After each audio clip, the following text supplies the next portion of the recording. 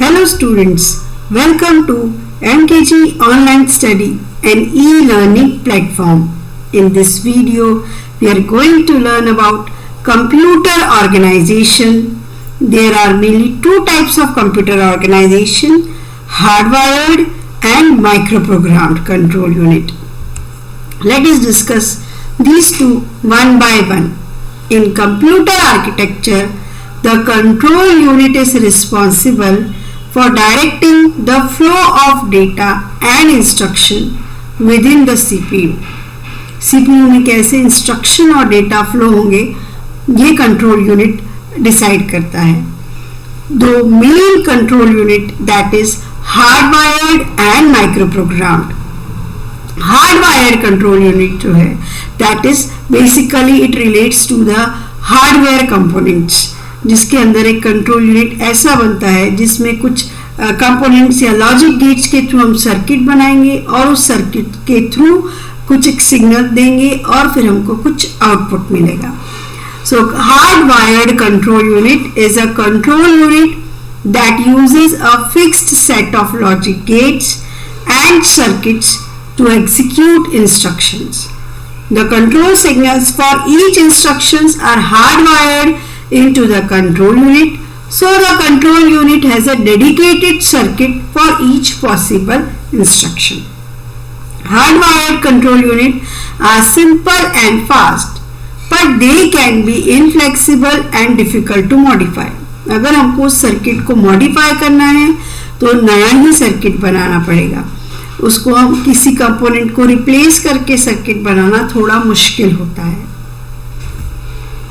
A microprogrammed control unit is a control unit that uses a microcode to execute instructions.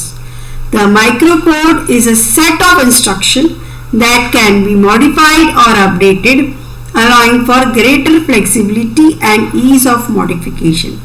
माइक्रोप्रोग्राम control unit में हम sequence of instructions लिखते हैं, एक software program लिखते हैं जिसको मॉडिफाई करना, अपडेट करना बहुत इजी है. बहुत फ्लेक्सिबली हम प्रोग्राम को चेंज कर सकते हैं. हमको सिर्फ एक इंस्ट्रक्शन को चेंज करके दूसरी इंस्ट्रक्शन डालना है. The control signal for each instruction are generated by a microprogram that is stored in memory rather than being hardwired into the control unit.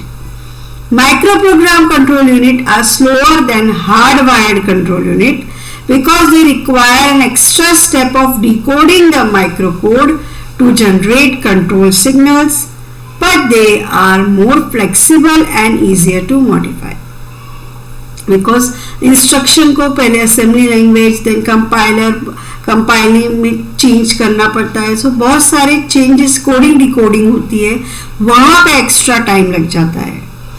They are commonly used in modern CPUs because they allow for easier implementation of complex instruction sets and better support for instruction set extension.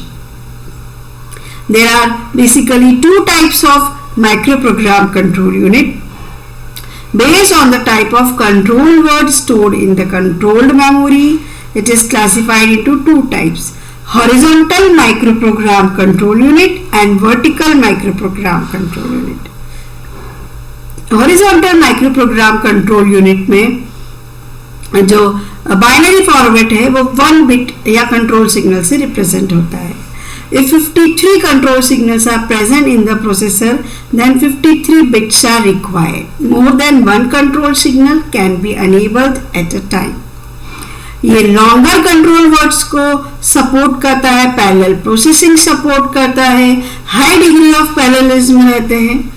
इसके अंदर कोई additional hardware या decoder की requirement नहीं है और ये faster है देन वर्टिकल माइक्रोप्रोग्राम, मोर फ्लेक्सिबल है देन वर्टिकल माइक्रोप्रोग्राम. हॉरिजॉन्टल माइक्रोप्रोग्राम के बाद आता है वर्टिकल माइक्रोप्रोग्राम कंट्रोल यूनिट, जिसमें कंट्रोल वर्ड्स जो है वो शॉर्टर होते हैं. यहाँ पे n कंट्रोल सिग्नल्स के लिए log to n बिट्स की रिक्वायरमेंट रहती है.